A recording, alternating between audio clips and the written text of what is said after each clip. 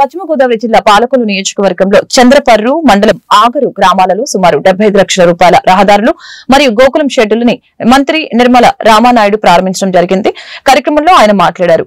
NDA ప్రభుత్వం అధికారంలోకి వచ్చిన కొద్ది నెలల్లోనే ఎన్నో అభివృద్ధి కార్యక్రమాలు చేపడుతున్నట్లు తెలియజేశారు. అలాగనే అత్యంత దారుణంగా ఉన్న రహదారుల్ని బాగు చేయటమే కాకుండా పల్లెల్లో కూడా నూతనంగా సీసీ రోడ్లు ఏర్పాటు చేసే అభివృద్ధిలో ముందుకు సాగుతున్నామని తెలిపారు.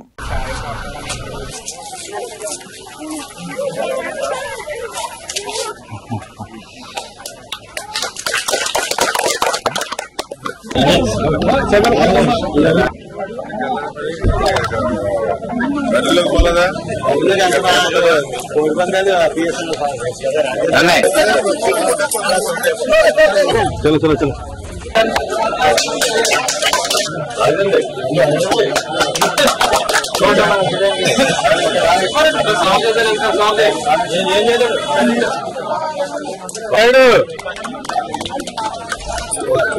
అప్పుడు అందరూ కన్సర్ కదా.